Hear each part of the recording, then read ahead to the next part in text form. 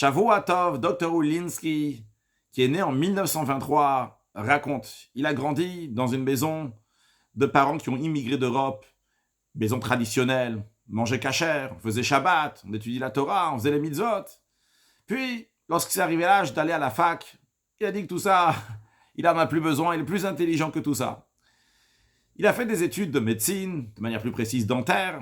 D'ailleurs, le gouvernement a subventionné une partie de ses études, donc il était d'une certaine manière redevable au gouvernement. Puis, en 1947, il a ouvert son cabinet dentaire à Brooklyn.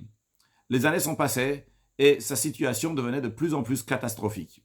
Premièrement, sa mère était dans une situation de santé qui n'était pas bonne du tout, elle avait des gros problèmes au cœur. Deuxièmement, sa femme avait accouché, était en dépression. Troisièmement, la situation du cabinet dentaire était catastrophique, il ne faisait pas d'argent, il ne faisait que perdre de l'argent. Puis, quatrièmement, le gouvernement ne cessait de lui envoyer des lettres et encore des lettres qu'il doit aller faire la guerre en Corée.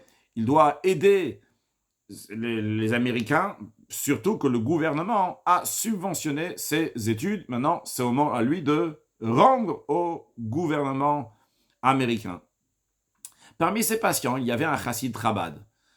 Et le chassid lui a dit, écoute, va voir le rabbi.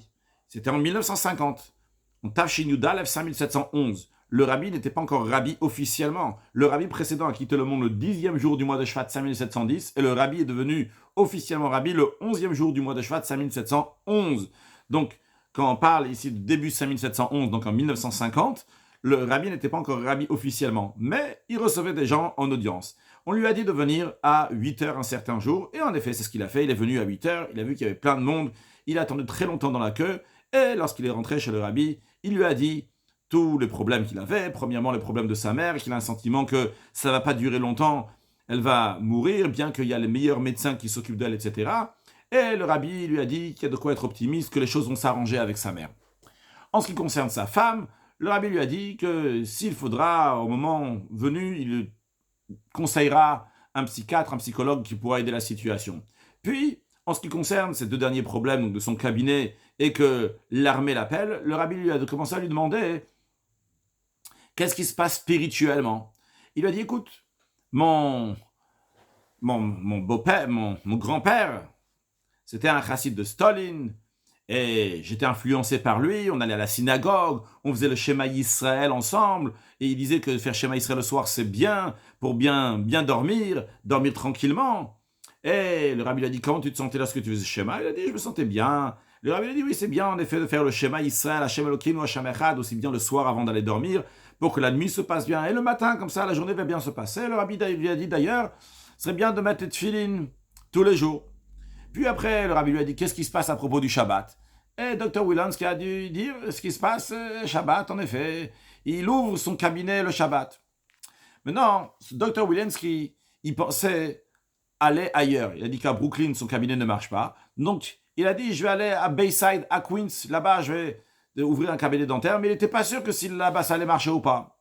Le rabbi lui a dit, écoute, lorsque tu vas aller à Bayside, tu vas ouvrir un nouveau cabinet, nouvelle règle. Maintenant, ne prends pas de patient Shabbat lorsque tu iras à Bayside. Et en ce qui concerne ça que je dis que l'armée qui t'appelle, le gouvernement t'appelle pour aller à l'armée en Corée, le rabbi a dit, non, il me semble que tu vas pas, il me semble, le rabbi a dit que tu vas pas y aller, tu n'iras pas là-bas. Elle lui dit, je suis pas venu ici pour discuter avec le rabbi, si oui, si non, bon, si le rabbi dit, c'est comme ça le rabbi a dit, il me semble que tu seras pas appelé à l'armée. Bon, alors lui, c'est qu'est-ce que le rabbi me dit, d'où il sait, quoi que ce soit, bon, il est parti, et la vérité, il raconte, j'étais déçu. Il était déçu. Et c'est n'importe quel rave va lui dire, bon, comment ça va spirituellement? Ah, ok, fais le schéma le matin, le soir, mets les tefillin, fais Shabbat. Il lui a rien dit de spécial, le rabbi. Mais, quelques semaines passent, et il reçoit dans la boîte aux lettres une lettre qui lui dit qu'il ne va pas aller en Corée.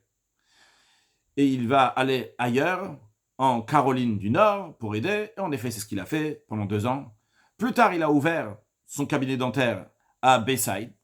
Et il a dit, tu sais quoi, je vais essayer de voir. Je ne peux rien d'essayer ce que le rabbi il m'a dit. Maintenant, à savoir que Bayside, c'était un endroit où tous les gens travaillaient à l'extérieur de la ville. Donc les gens prenaient tous les rendez-vous pour le soir et pour le week-end. Et non pas comme ça en semaine en journée. Donc les jours essentiels pour un docteur d'être ouvert, c'était le samedi, le week-end que les gens ne sont pas là. Mais quand même, il a dit, je vais essayer ce que le rabbi il a dit. Il a fermé. Il s'est inscrit dans la synagogue Young Israel, il allait là-bas et tout le monde savait que Dr. Wilansky, lui, va à la synagogue le Shabbat, il est fermé Shabbat. Et il dit, tous les jours, je faisais de plus en plus d'argent, et encore plus d'argent, je ne comprenais pas. Et il dit, comme je suis quelqu'un de très mathématique, j'ai commencé à faire des calculs, essayer de réfléchir, comment c'est possible que je gagne plus d'argent maintenant ici en fermant Shabbat, en plus que c'est le jour où tout le monde vient. Il dit, j'ai trouvé aucune raison. Il n'a pas compris ce qui se passe. Mais il a compris en tous les cas que le rabbi, lorsqu'il lui a dit, quand tu vas faire le Shabbat, en autre mot bien, il a dit que le rabbi lui a pas dit clairement, mais le rabbi a fait comprendre qu'en faisant le Shabbat, en faisant le spirituel, il va avoir le matériel. Il a vu ça concrètement. Sa maman a commencé à aller de mieux en mieux. Elle a vécu encore une dizaine d'années. Sa femme a retrouvé la bonne humeur, le moral. Son argent, Baruch Hashem, il a eu une très très grande réussite. Lui, il raconte cette histoire-là en 2014. En 2014, il avait déjà 91 ans. Et il dit, le rabbi a influencé énormément ma vie.